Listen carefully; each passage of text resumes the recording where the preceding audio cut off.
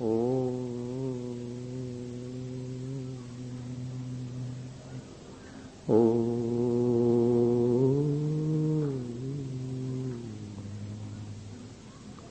मंगलमय मंगल करण वीतराग विज्ञान नमो ताहि जाते भजे अरहंतादिमः जो विद्यादि सागर सुधी जो विद्यादि सागर सुधी गुरु हैं हितैषी शुद्धात्म में निरत नित्य हितोपदेशी वे पाप ग्रीष्म ऋतु में जल हैं सयाने पूजूं उन्हें सतत केवल ज्ञान पाने पूजूं उन्हें सतत केवल ज्ञान पाने। बोले भगवान महावीर स्वामी की, आचार्य कुंद कुंद स्वामी की, आचार्य गुरुवर विद्यासागर मुनि महाराज की।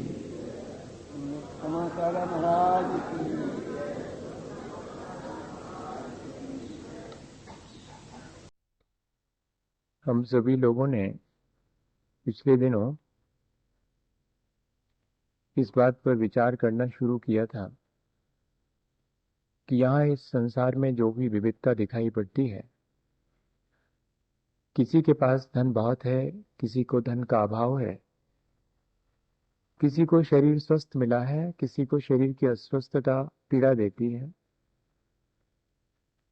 किसी को पद प्रतिष्ठा मिली है, किसी को ज्ञान मिला है और किसी को पद प्रतिष्ठा कुछ भी नहीं मिली और ज्ञान भी बहुत अल्प है। ये ऐसी विविधता किसने दी होगी यहाँ हमें? तब हमने बहुत विचार करने के बाद ये निर्णय अपने अनुभव से लिया था कि यहाँ हम जो भी करते हैं, जैसा भी करते हैं, उसका भला बुरा प्रतिफल हम स्वयं पाते हैं। किसी और की उस प्रतिफल के पाने में जरूरत नहीं है। आग गरम है, जलाती है, जो उसमें हाथ डालेगा उसका हाथ जलेगा। फिर चाहे वो जयपुर में डाले या कि जयपुर से बाहर डाले, भारत में हाथ डाले या कि विदेश में डाले, जब भी कोई आग में हाथ डालेगा तो उसका हाथ जलेगा। छोटा वाला बेटा डाले चाहे बड़ा वाला व्यक्ति डाले, ज्ञानी डाले चाहे अज्ञानी डाले, इससे फर्क नहीं पड़ता। वो जो जिसका स्वभाव है वो उसके अनुरूप ही अपना प्रतिफल देगा। कर्म हम जो करते हैं उसके साथ उनका स्वभाव भी निश्चित हो जाता है और वह फिर हमें वैसा ही प्रतिफल देता है। कुछ कर्म हम रोज करते हैं जिनका हमें तुरंत भी फल मिलता है और उनके आफ्टर इफेक्ट्स भी होते हैं। कुछ कर्म हैं जो हमारे साथ अटैच होते चले जाते हैं, जिनका हमें बाद में फल मिलता है। संस्कार की तरह किसी को अगर हमेशा दूसरे के बारे में बुरा सोचने का संस्कार डल जावे तो वो संस्कार इतना प्रबल हो जाता है कि तुरंत तो फल देता ही है और बाद को भी वो अपने साथ जुड़ा रहता है और वो अपना फल देता रहता है। और इतना ही नहीं, जो कर्म हमारे साथ जो हमने करे हैं वे संस्कार की तरह जो जुड़ जाते हैं, वे हमें अपना फल भी देते हैं। तो इस तरह हम कर्म करते भी हैं, कर्म का फल भी भोगते हैं और निरंतर नए कर्म संस्कार की तरह अपने साथ जोड़ते भी चले जाते हैं। और हमने ये भी समझा है कि कर्म करने में हमारी स्वतंत्रता है और वो हमारे नजरिए पे डिपेंड करता है कि हमें भले कर्म करना है या बुरे कर्म करना है। और अज्ञानतावश मैंने जो भी भले बुरे कर्म बांध लिए हैं, जब वे अपना फल दें तब उनके साथ हाउ टू बिहेव, ये भी मैं ही तय करूंगा कि मुझे कैसे बिहेव करना है उनके साथ। क्योंकि जब मेरे अशुभ का उदय आता है, तब ये जरूरी नहीं है कि मैं उस अशुभ के उदय क्षेत्र काल भाव के अनुरूप इग्नोर कर देना और अपने काम में लगे में नष्ट करना है तो नष्ट गुण में जीते हैं, उसके बाद करते हैं पश्चात करते हैं अकर्म न शुरू है, तब वो जो बुरे और मेरे साथ भले कर्मों का जो संचय है बढ़ना, ये सारी प्रक्रिया है। हमारे वर्तमान के कर्मों पर ही हमारे अतीत के कर्म टिके हुए हैं, हमारे वर्तमान हमारा भविष्य टिका हुआ है। हमारा अतीत सकता है बहुत बुरा हो, लेकिन हम अपने वर्तमान को संभाल करके और अपने भविष्य को उज्जवल कर सकते हैं। ये सामर्थ्य हमारे सब बातों पर पिछले दिनों पर विचार कर रहे थे, बीच में थोड़ा सा गैप हो गया, फिर अपन उसको फिर कंटिन्यू कर रहे हैं। और ऐसे कौन से कर्म हैं जिनसे कि हमने आज वर्तमान में जो कुछ भी पाया है उस पर हम विचार कर लें। अगर हमारे ज्ञान कमती है, हमारे देखने की जानने की सामर्थ्य कमती है, तो उसके लिए कुछ ना कुछ हमने ऐसा पहले करा होगा जिससे कि आज जानने देखने की सामर्थ्य में ऑब्स्टेकल आ गया है, बाधा आ गई। हमारे ज्ञान को ढकने वाले, हमारे दृष्टि को ढकने वाले कर्म हैं, उस पर हमने विचार किया। हमारे जीवन में जो सुख और दुख है वो भी हमारे अपने संस्कारों की वजह से हैं। तो जरूरी है इस बात को समझना कि आज वर्तमान में दुख मिला है तो उसका कोई कारण मेरे भीतर होगा। आगे अगर मुझे दुख नहीं पाना है तो फिर मुझे ऐसा इंतजाम करना चाहिए। अगर मैं दुख नहीं चाहता तो मुझे कम से कम दूसरे को दुख देना बंद कर देना चाहिए। अगर मैं किसी से गाली सुनना पसंद नहीं करता तो फिर मुझे दूसरे को गाली देनी बंद कर देनी चाहिए। बहुत सीधा सीधा सा हिसाब है। जो चीजें मैं अपने जीवन में नहीं चाहता हूं, लेकिन वे चीजें मेरी अज्ञानता से मेरे साथ ट्रैप हो गई हैं, अटैच हो गई हैं, अब मैं क्या करूं? अब मैं आगे तो कम से कम इतना करूं कि जिन चीजों को मैं पसंद नहीं करता हूं उन चीजों को ना करूं। ऐसे मैं दुख से बच सकता हूं और सुख के उपाय अपने जीवन में आगे के लिए संचित कर सकता हूं। असल में दूसरे को दुख देने की भावना अंततः हमें दुखी करती है, और सब जीवों को सुख पहुंचाने की, सबसे मैत्री रखने की, सबके प्रोटेक्शन, सबके सुरक्षा की भावना हमें सुख देती है। जितना हम संचित करते हैं उतना हमें दुख मिलता है, जितना हम त्याग करते हैं, जितना हम निर्लोभ वृत्ति अपनाते हैं, उतना हमें साता का बंध होता है। इन बातों पर हमने विचार किया। और उतना ही नहीं, ऐसा क्या है कि जब हम चाहते हैं कि हम सच्चाई पर भरोसा करें, लेकिन सच्चाई पर भरोसा नहीं होता, हमारे भीतर विश्वास ही नहीं होता, श्रद्धा ही नहीं जागृत होती सच्चे देवगुरु शास्त्र के प्रति, तो ऐसा हमने क्या करा होगा पहले जिससे कि हमारी आज वर्तमान में श्रद्धा जागृत नहीं होगी? कुछ तो करा होगा। कोई ऐसे तो है नहीं कि आज वर्तमान में भले ही नहीं किया, आज तो हम सब अच्छा कर रहे हैं, लेकिन पुराना वाला भी तुम्हारे साथ संचित है जिससे हमारी श्रद्धा होते होते गड़बड़ा जाती है, संदेह बहुत जल्दी हो जाता है, विश्वास करना बहुत मुश्किल होता है। तो मेरे भीतर कोई ऐसा कर्म है, उस पर हमने विचार किया कि केवली शुद्ध संग धर्म देवा वर्णवादो दर्शन मोहस्य, जब जब मैं महापुरुषों में जो दोष नहीं है उन दोषों का आविष्करण करता हूं, उन दोषों की उनमें कल्पना करता हूं, तो इससे मेरी दृष्टि की निर्मलता नष्ट होती है, इससे मेरी जो श्रद्धा है वो मलिन होती चली जाती है और श्रद्धा नष्ट ही हो जाती है। मुझे अब अपने अंदर अगर श्रद्धा और विश्वास की सामर्थ्य बढ़ानी है तो मुझे महापुरुषों में जो दोष नहीं है उन दोषों का आविष्करण या उन दोषों की कल्पना नहीं करनी चाहिए, वरना कल के दिन मेरी श्रद्धा और विश्वास टूट जाएगा, मुझे हर जगह संदेह होने लगेगा। और इतनी ही नहीं, हमारे अपने आचरण को भी मलिन करने वाले कुछ कर्म हैं जो हम करते हैं, कषायें हैं जो हमारे आचरण को मलिन करती हैं। हम उन कषाय के उदय आने पर और अधिक तीव्र परिणाम, संक्लेश के परिणाम कर लेते हैं, जिससे कि वे हमारे साथ और अधिक अटैच हो जाती हैं और बात को, हमारे आचरण को, एक ऐसी कषाय है जो हमारे दृष्टि को भी मलिन करती है। क्रोध मान माया लोभ की एक ऐसी वैरायटी है जो कि हमारी श्रद्धा को भी गड़बड़ाती है, और क्रोध मान माया लोभ की एक वैरायटी है जो हमें व्रत नियम नहीं लेने देती, उसमें बाधा डालती है। और क्रोध मान माया लोभ की एक ऐसी वैरायटी है जो हमें महाव्रत लेने के में बाधा डालती है। और इतना ही नहीं, ऐसे भी क्रोध मान माया लोभ हैं जो कि हमें हमारे स्वभाव से परिचित नहीं होने देते, हमें अपने आपे में नहीं रहने देते। जब हमें घेर लेते हैं तो अपने आपे से बाहर हो जाते हैं। तब हमें इन सब पर भी विचार करना चाहिए और आगे इन सब से अपने को बचाने का पुरुषार्थ करना। ये सारी बात मैंने ब्रीफ कर दी। अब आगे शुरू करें। आज के लिए हमें क्या करना है? हम अगर मनुष्य हैं तो हमने ऐसा क्या किया है जिससे कि हम मनुष्य बने? यदि हम पशुओं को देखते हैं तो मन में ये विचार आना चाहिए कि वे पशु क्यों बने, उन्होंने ऐसा क्या करा जिससे कि उन्हें पशु बनना पड़ा। ये दो लोग तो हमें दिखाई पड़ते हैं, लेकिन सुनते हैं कि देव भी हमारी तरह ही अपने किन्हीं अच्छे कर्मों की वजह से लोग बन जाते हैं। तो एक देव की भी स्थिति है। कुछ ऐसे भी जो हालिस बींग, कुछ ऐसे भी हैं जो कि अपना नरक भोगते हैं इसी संसार में। उनको उस स्थिति में कौन ले जाता है? तो कुल मिलाकर के एक ही चीज है, हर व्यक्ति का अपना कर्म उसे यहां पर जैसा भी वो चाहता है, जैसा कर्म करता है, वैसा उसका फल उसे प्राप्त हो जाता है। आचार्य भगवंतों ने लिखा कि हम सावधान रहें। यदि हम जान गए हैं कि नरक अच्छी चीज नहीं है और हम नरक जाना पसंद नहीं करते हैं, तो हमें सावधान रहना चाहिए कि बहुआरंभ परिग्रहत्वम नारकशायुषा, बहुत आरंभ और बहुत परिग्रह करने से जीव अपने आप को नरक की तरफ ले जाने की तैयारी करता है।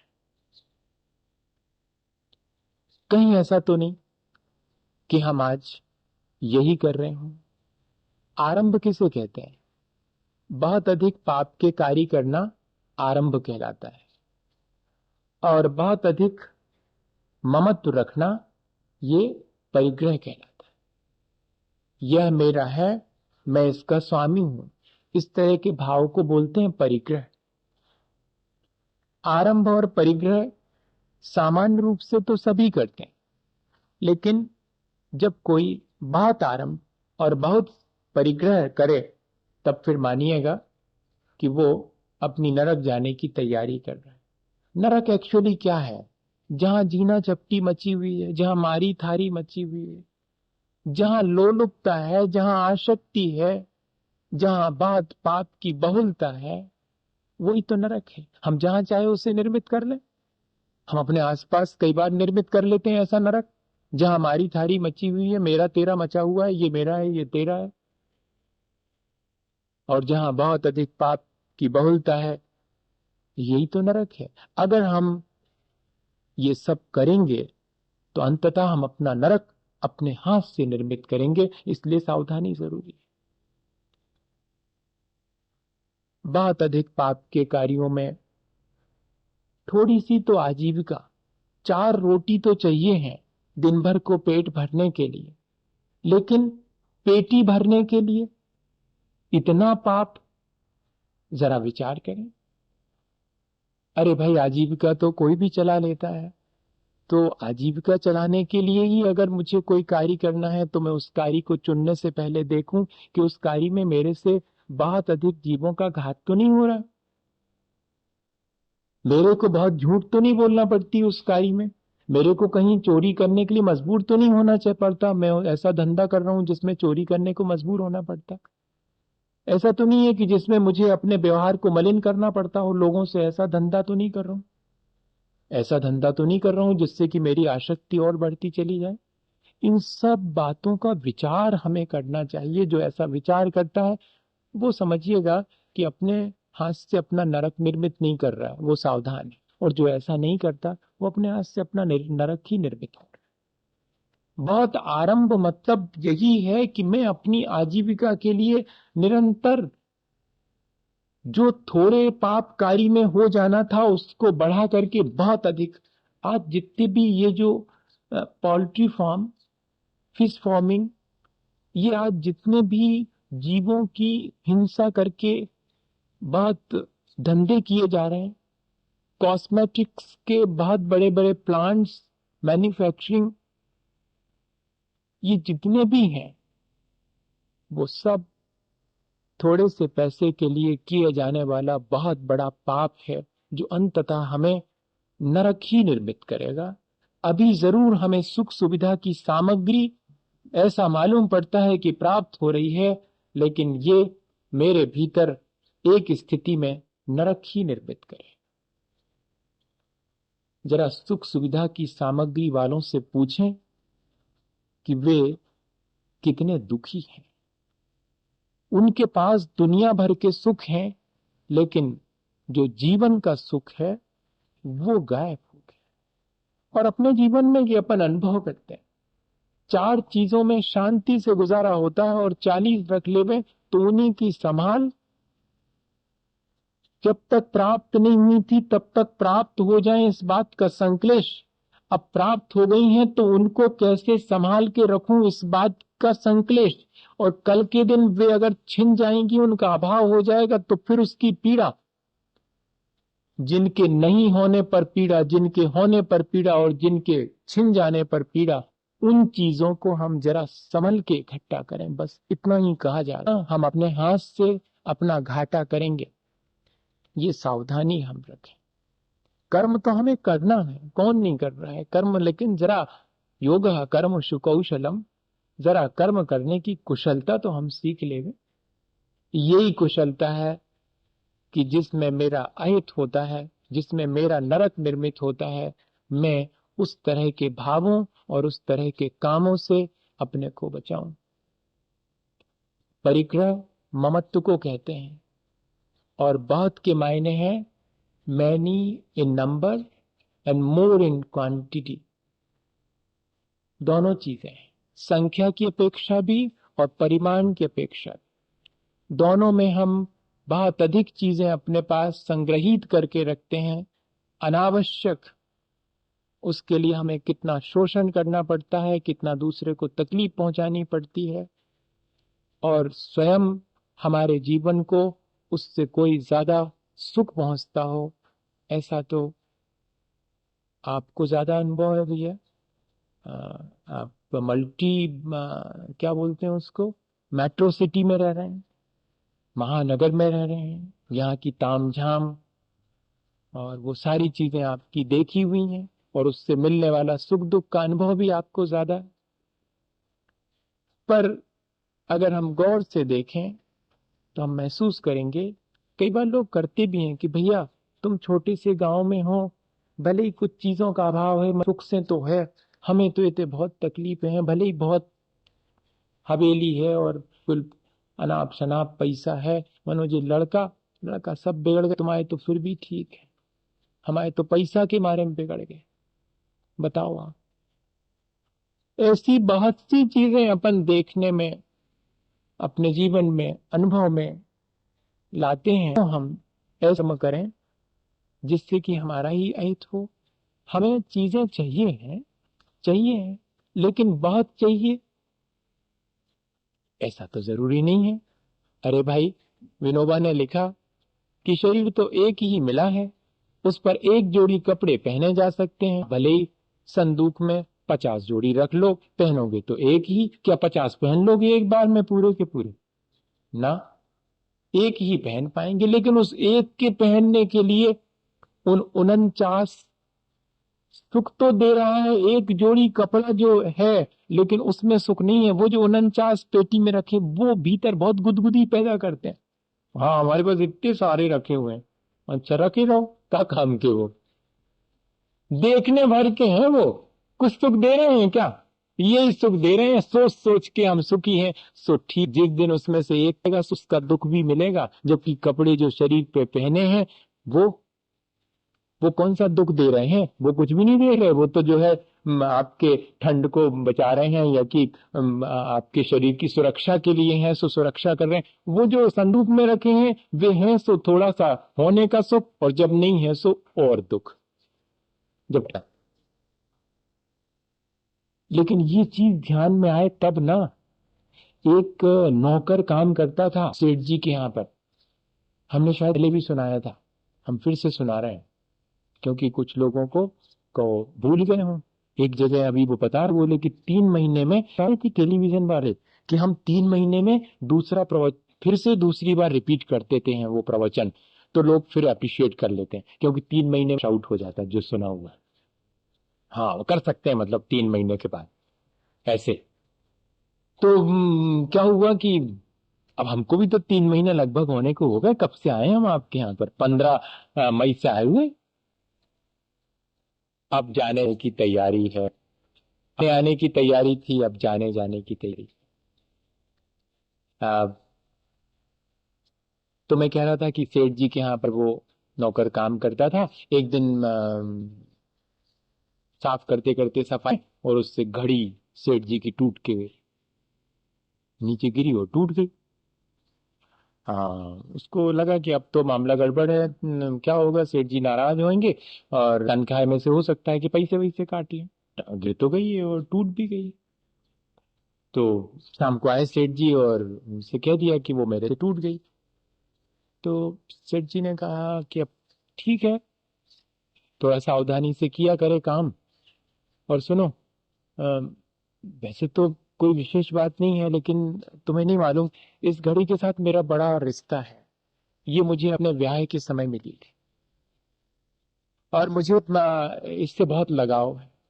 और मुझे पीड़ा बहुत है कि ये गिर गई, और सामान कोई टूट जाता घर का तो शायद उतनी पीड़ा नहीं होती, पर इससे मेरा ज्यादा लगाव है, तो मुझे इससे पीड़ा हो। खैर, अब टूट ही गई है तो कोई बात नहीं।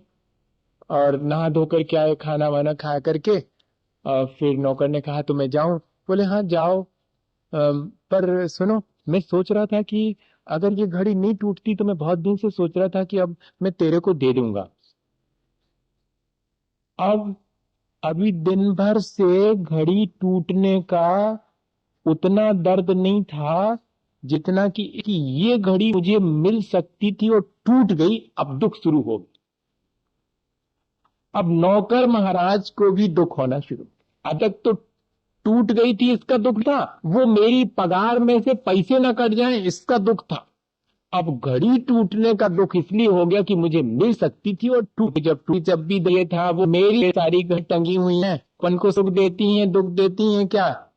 कुछ नहीं देती, वो अपन खरीद के अपने घर में ले आते हैं तो जाती तो दुख।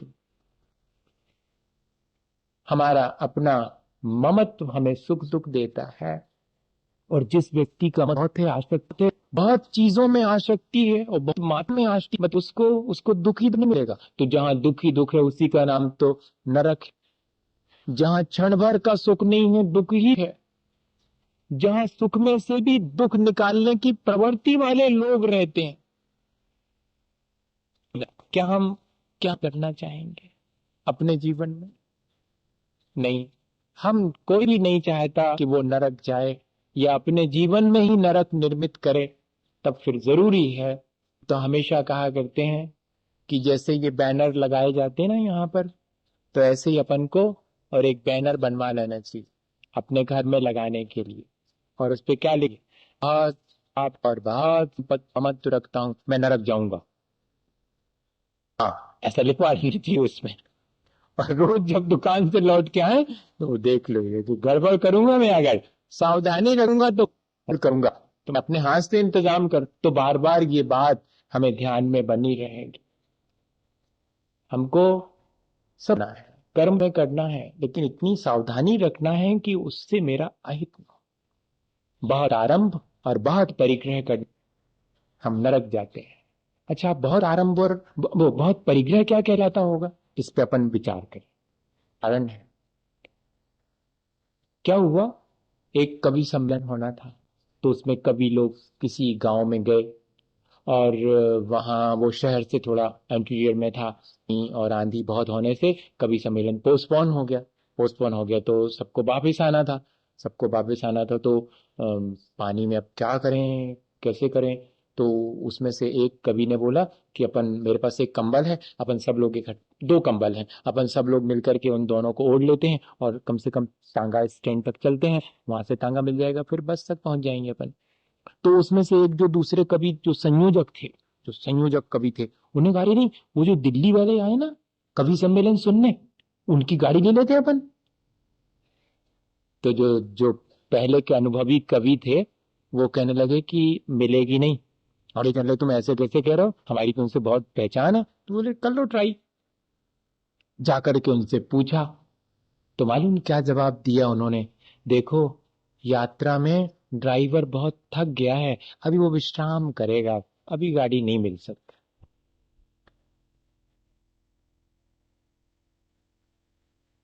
कितना करते हैं और जोड़ जोड़ के रख करके बहुपरिग्रही बन जाते हैं झट से। अगर सदुपयोग नहीं कर रहे हैं तो मानिए बहुपरिग्रही है, बहुत आसक्ति है, तब तो सदुपयोग नहीं करना। और बहुपरिग्रही की एक और उदाहरण दूसरे ढंग से, एक व्यक्ति जा रहे हैं बस में, उनके पास एक रेडियो है, वो उनने बस की छत पे रख दिया है। 17 दफे लोगों को सुना सुना के कह चुके हैं ड्राइवर से कि देखो तिरपाल ढांक देना, 1000 रुपए का है रेडियो, गीला ना हो जाए। क्लीनर से कह रहे हैं ऊपर चढ़ते उतरते समय जरा सावधानी रखना, 1000 रुपए का है। अच्छी बात। फिर और लोगों को बिठाल के जो आपस में बैठे उनसे कह रहे हैं कि वो देहरादून में मैंने चीज खरीदी, वो 1 रुपए में 2 सेर मिल गई, और वही अगर मसूरी में खरीदता तो 1 सेर मिलती। पूरे आज की खरीदी में से बचाए हैं। और सुनो, ये जो पेन देख रहे हैं ना, पेन बताओ कितने का होगा? अरे ये तो महंगा लग रहा है जनाब, 150 रुपए का होगा। अरे क्या बात कर रहे हैं, है तो इतना ही महंगा, लेकिन एक पहाड़ी लड़के से बुद्धू बना के 5 रुपए में पाया, 5 रुपए में। उसने भी चुराया ही होगा कहीं ना कहीं से। बड़े प्रसन्न हैं। हाँ, ऐसा कह के बड़े प्रसन्न हैं। और इतने ही नहीं, बता रहे हैं कि ये देखो, ये डाक आई, उसमें से इस 2 रुपए की टिकट पर सील ही नहीं लग पाया, मैंने वो उसमें से उखाड़ ली और दूसरे पे लगाऊंगा, काम आएगी।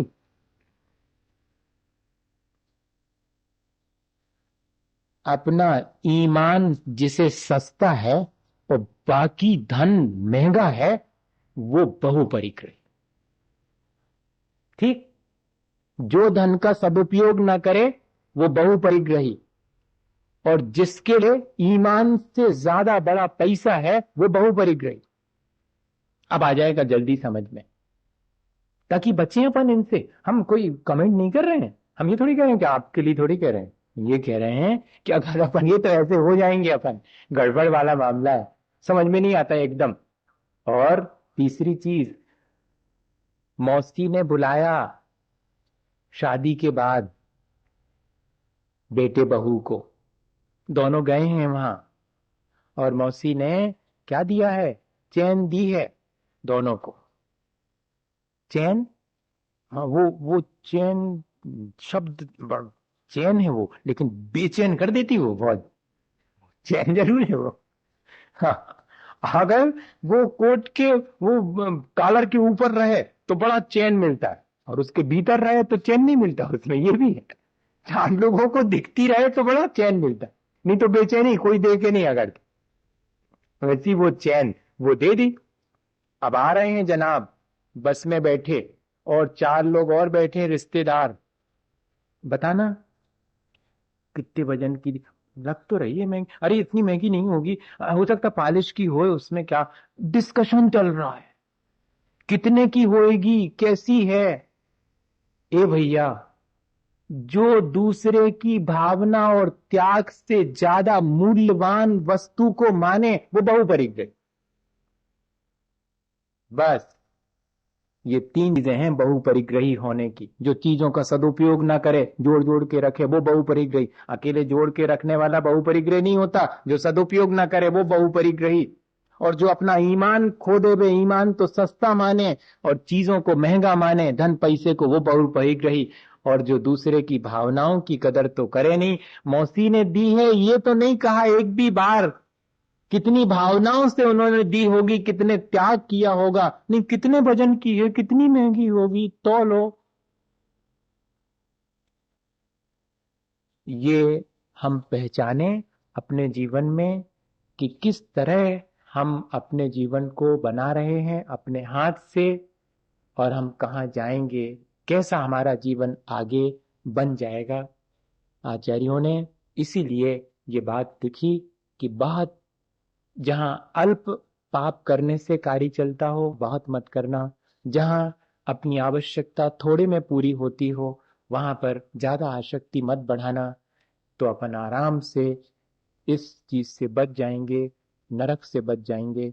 और भी कुछ चीजें हैं जो कि हमें नरक ले जाने में या जीवन को नरक बनाने में, दोनों ही बातें, नरक ले जाने में या जीवन भी नरक बन जाता है। किन चीजों से? लिखा आचार्यों ने कि जो अशिष्ट आचरण करता है वो अपने हाथ से अपना नरक निर्मित करता है।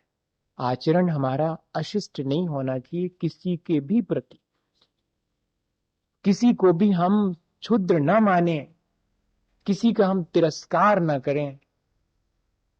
ये चीज हमारे आचरण में शामिल हो। अशिष्टता किसे कहते हैं?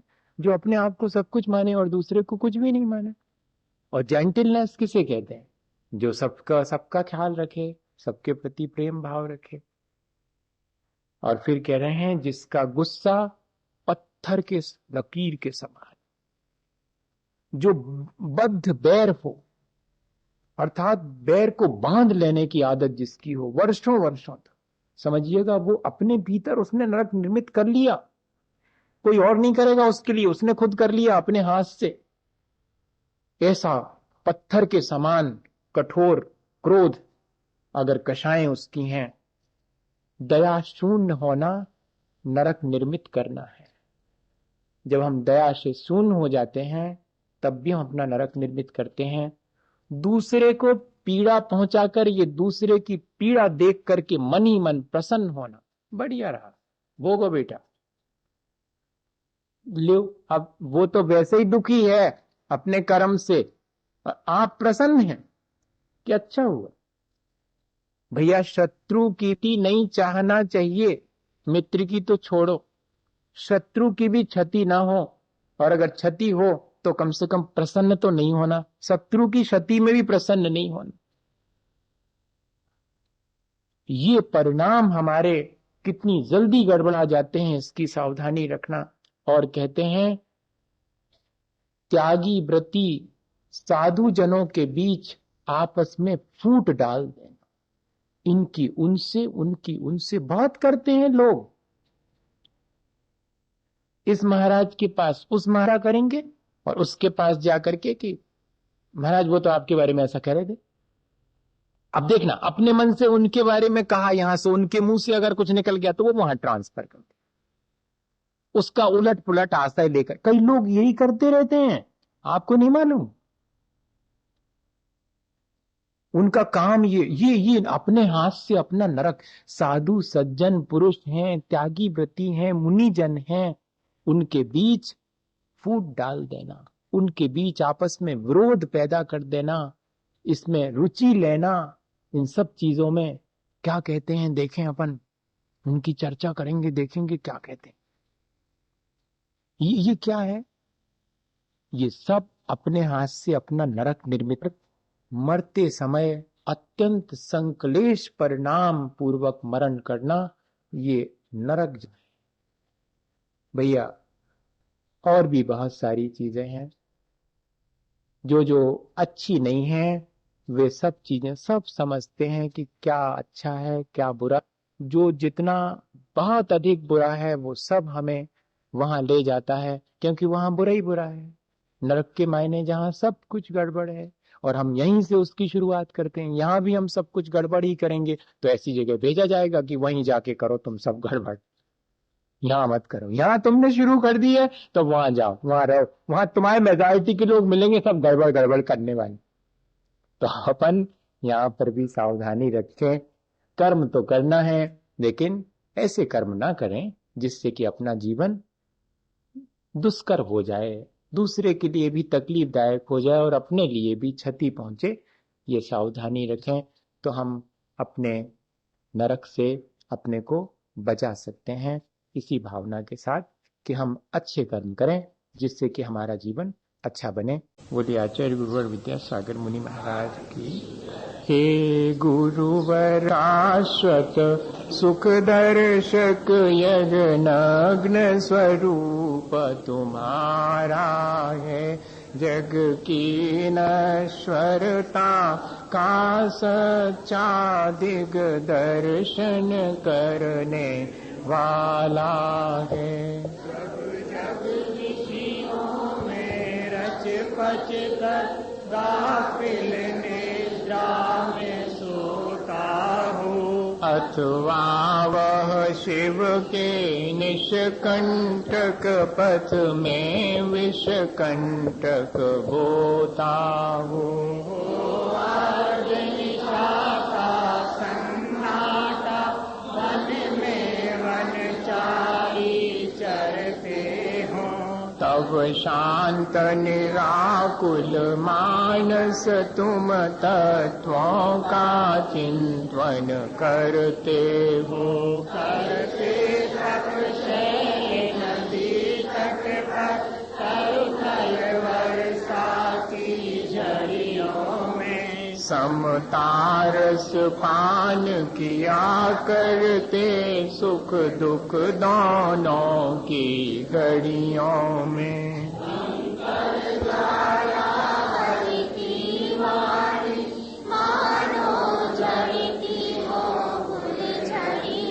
भव बंधन तड़ तड़ टूट पड़े, खिल जावे अंतर की कलियां। तुम सावधानी क्या कोई हो, जग को दे दी जग की निधिया। दिन रात लुटाया करते हो शम सम की अविनश्वर मणिया।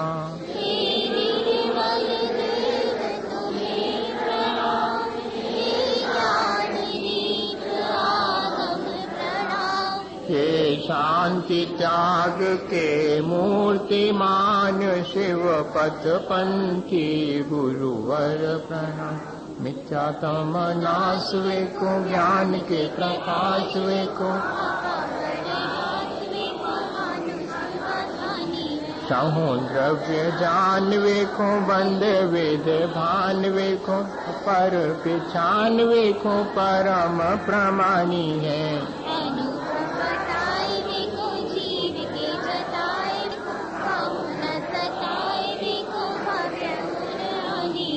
जहाँ तहाँ तार वेखो, पार के उतार वेखो, सुख विस्तार वेखो, यही जिन वाणी है।